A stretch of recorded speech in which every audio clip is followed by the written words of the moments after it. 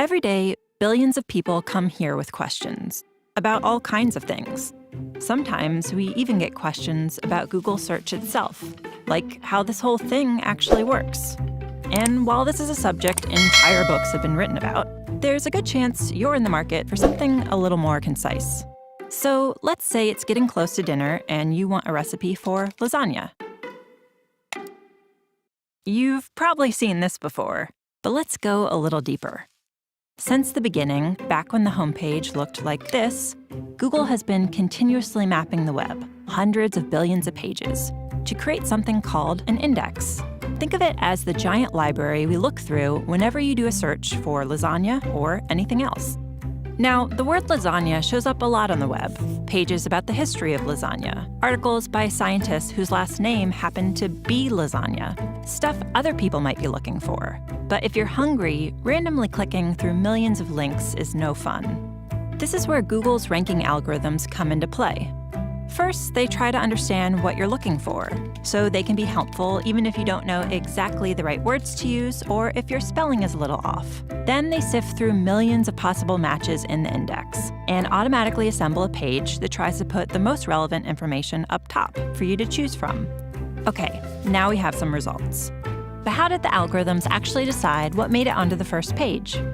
There are hundreds of factors that go into ranking search results, so let's talk about a few of them. You may already know that pages containing the words you search for are more likely to end up at the top. No surprise there. But the location of those words, like in the page's title or in an image's caption, those are factors too. There's a lot more to ranking than just words.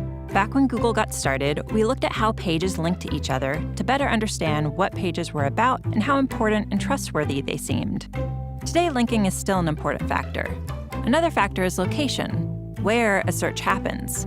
Because if you happen to be in Ormea, Italy, you might be looking for information about their annual lasagna festival. But if you're in Omaha, Nebraska, you probably aren't. When a web page was uploaded is an important factor too. Pages published more recently often have more accurate information, especially in the case of a rapidly developing news story. Of course, not every site on the web is trying to be helpful.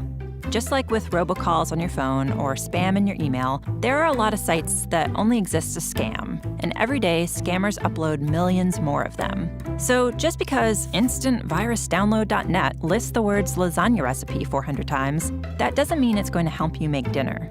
We spend a lot of time trying to stay one step ahead of tricks like these, making sure our algorithms can recognize scam sites and flag them before they make it to your search results page. So let's review. Billions of times a day, whenever someone searches for lasagna, or resume writing tips, or how to swaddle a baby, or anything else, Google software locates all the potentially relevant results on the web, removes all the spam, and ranks them based on hundreds of factors like keywords, links, location, and freshness. Okay, good time to take a breath.